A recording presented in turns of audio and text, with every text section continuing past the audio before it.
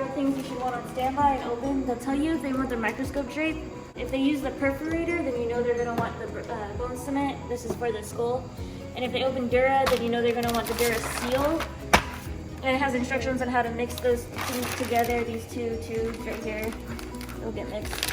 Okay. And then the drain shouldn't be open, but they'll most likely need it. This is called your acorn. They most likely won't use it. They don't use it anymore, but you want to keep it in the room. And the acrylics is going to be your dressing at the end of the case after you put the band fascioid on it. It's good to have it in the room because when the patient's waking up, no one's going to really be allowed to leave, like the nurse or the doctors. So if you already have it in the room, it just kind of creates a smoother process so the nurse doesn't have to leave.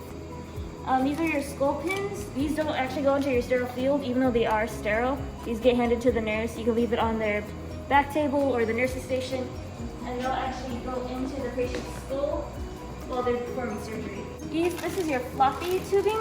It's not labeled, but you open it and it's going to be basically a more wiggly, more flexible plastic. So when they're in the brain suctioning, they're not as rigid. They have more movement. You need 2 of these guys. So you need your surgifoam, you need your fibular, and you need your surgicel. And those are going to be to make your sinus patties, so you need to make sure you have 2 of those. You're going to want an extra magnet pad. That's going to be for your foroneuron, so if they encounter an issue in the brain. These needles are so small that you want to be able to do your count separately without them flying everywhere, and this gives you extra protection for your counts.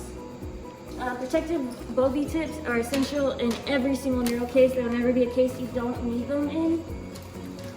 Right handle cover.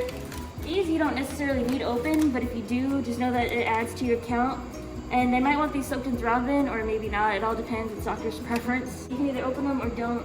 Just understand if you open them, you're adding to your count.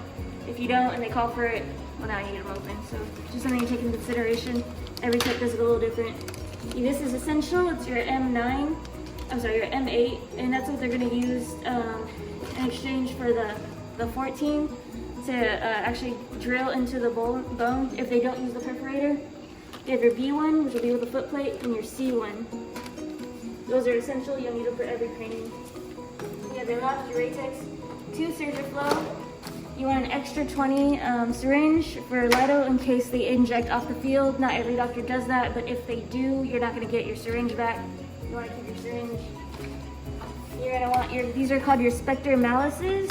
You can ask them what size. It's either going to be a 7.5, the 8, or the 8.5. And they'll tell you what size they want because they can tell on the MRI, on their imaging, how deep they're going to go into the brain. So they'll let you know which one. Just make sure you ask which size.